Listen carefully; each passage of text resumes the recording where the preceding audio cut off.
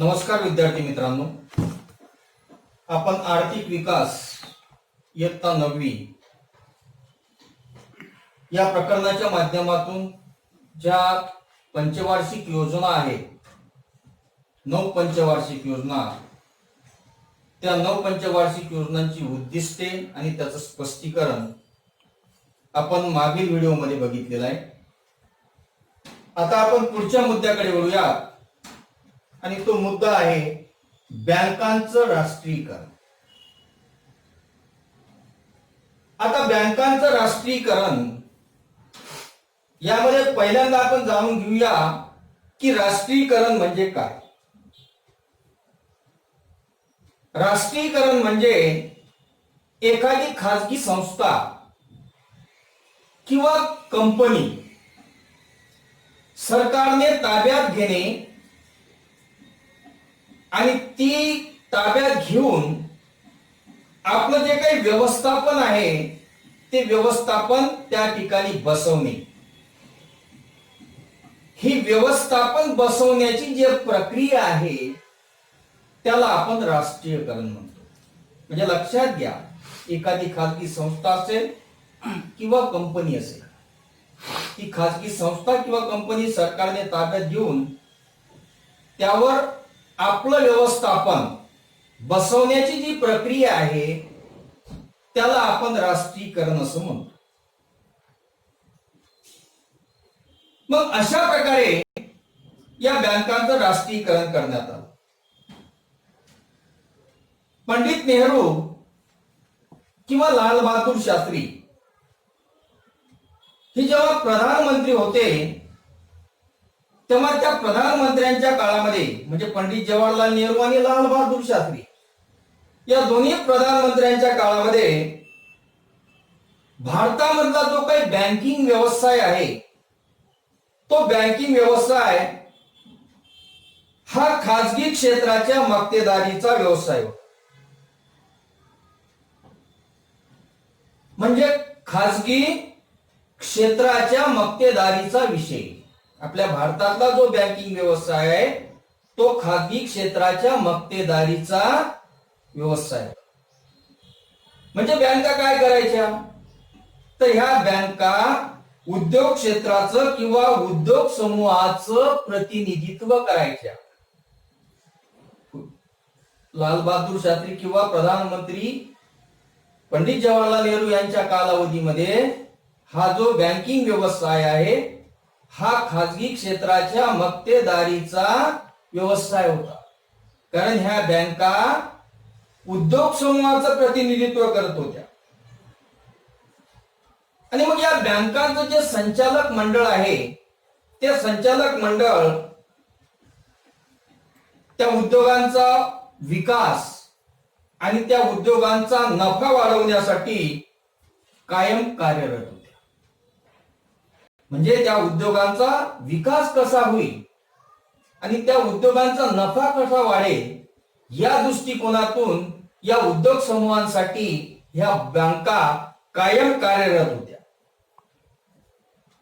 मग याला छेद देण्यासाठी लक्षात घ्या, हा जो काही खाजगी क्षेत्राच्या मक्तेदारीचा जो काही व्यवसाय हा बँका बनलेल्या होत्या याला छेद देण्यासाठी आपल्या भारत सरकारनं काय केलं, तर 1955 साली ही जी इम्पिरियल बँक आहे या इम्पिरियल बँकेचं राष्ट्रीयकरण केलं.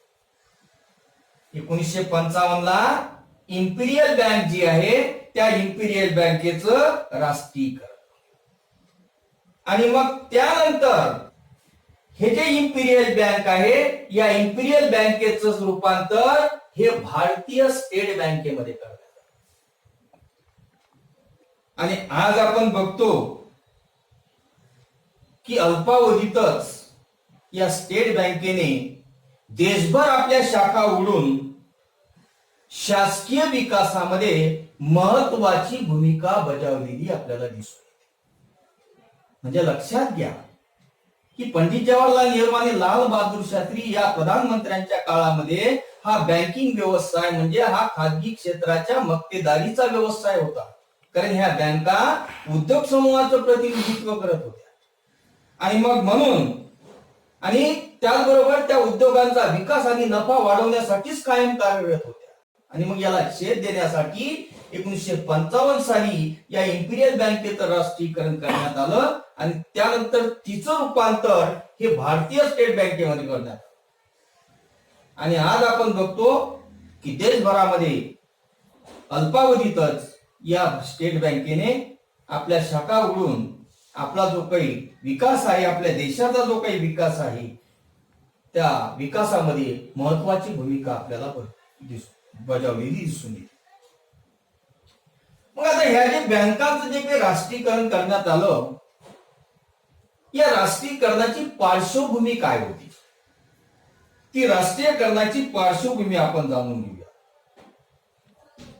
आपण बघितलेलं आहे की आपल्या भारताने स्वातंत्र्य मिळाल्यानंतर जी मिश्र अर्थव्यवस्था आहे त्या मिश्र अर्थव्यवस्थेचा स्वीकार केला. मग ही योजना राबवताना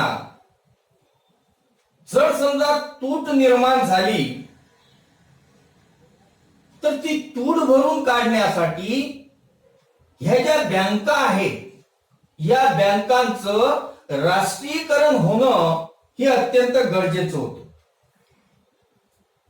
कारण राष्ट्रीयकरण झाल्यानंतर या बँकांना मिळणारा जो काही नफा आहे तो नफा हा सरकारी खजिन्यामध्ये जमा होणार होता. पूर्वी बँकांचा नफा हा उद्योग समूहाकडे जायचा, पण राष्ट्रीयकरण केल्यानंतर हा जो काही नफा आहे, बँकांचा नफा हा सरकारी खजिन्यामध्ये जमा होणार होता. त्याचबरोबर याच्या जोडीला लघु आणि मध्यम जे काही उद्योग आहे त्या लघु आणि मध्यम उद्योगाचं जे विकास धोरण आहे ते विकास धोरण राबवणं सुद्धा आवश्यक होतं.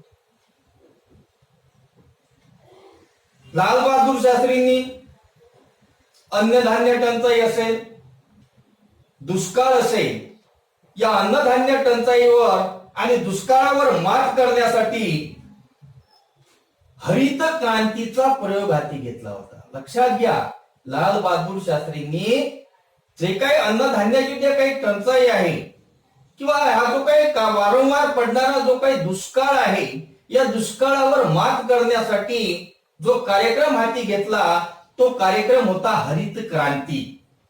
आणि या हरित क्रांतीच्या माध्यमातून आपल्या देशामधली जे काही अन्नधान्याची टंचाई आहे किंवा जो काही दुष्काळ आहे ते दुष्काळ निवारण्याच्या दृष्टिकोनातून प्रयत्न झाले.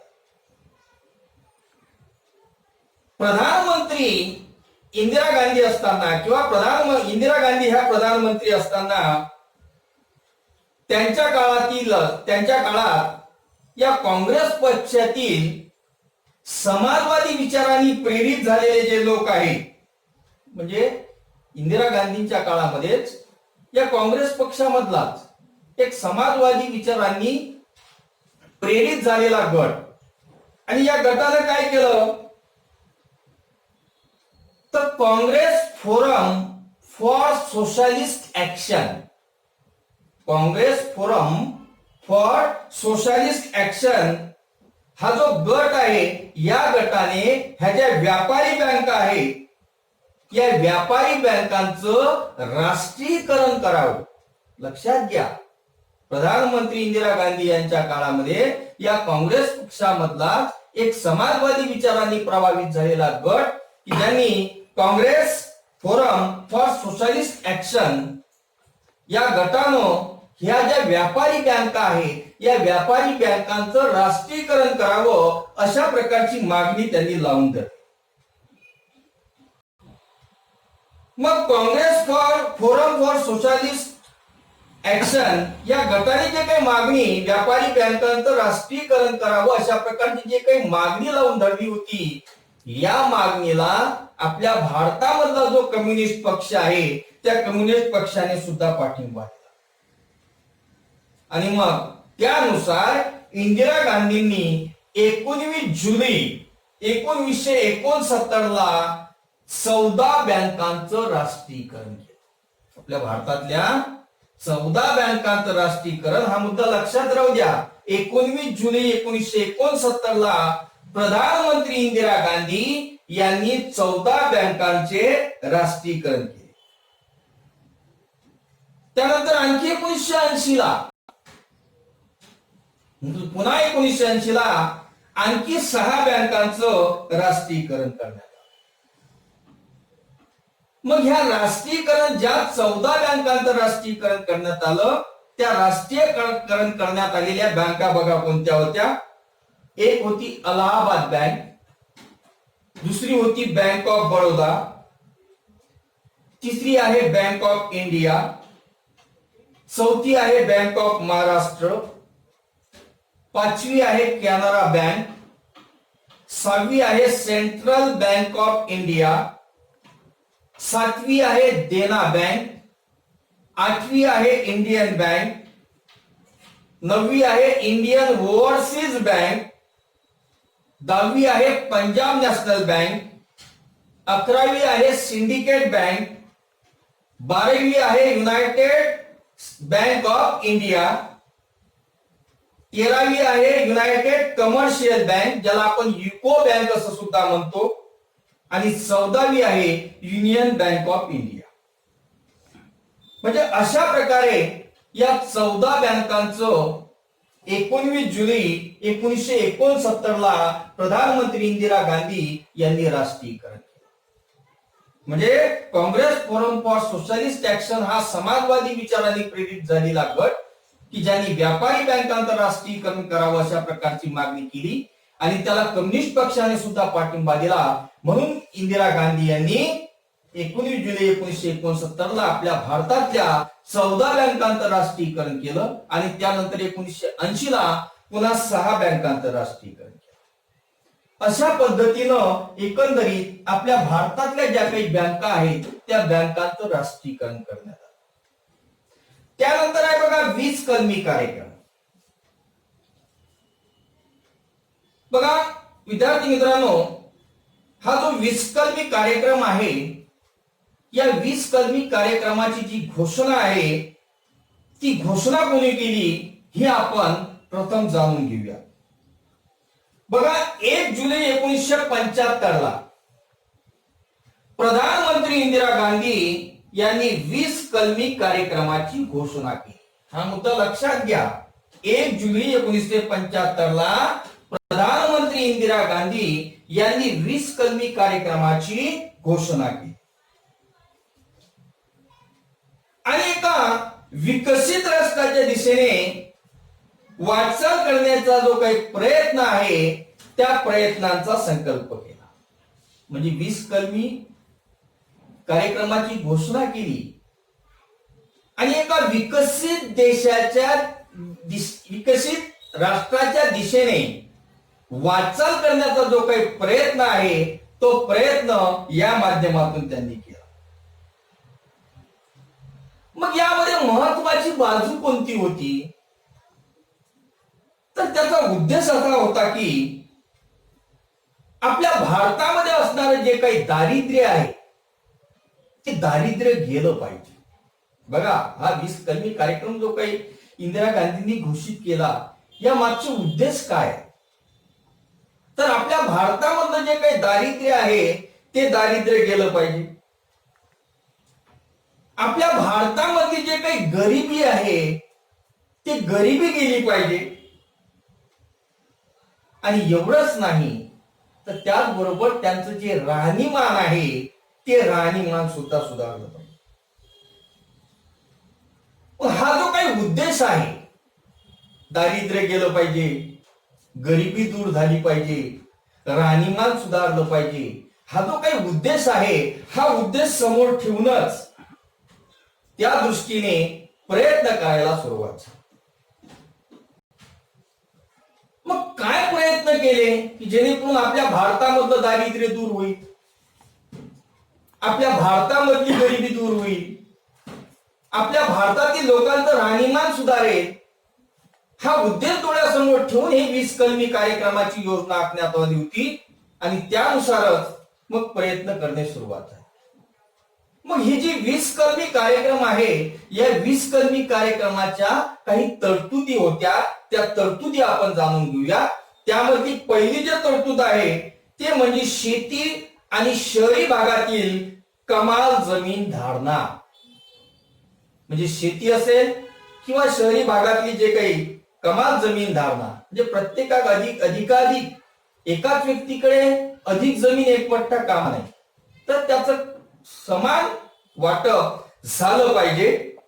त्याचबरोबर शेतीची जशी शहरी भागातील जमिनीची जशी वाटणी झाली पाहिजे, तशाच प्रकारे संपत्तीची सुद्धा समान वाटणी झाली पाहिजे.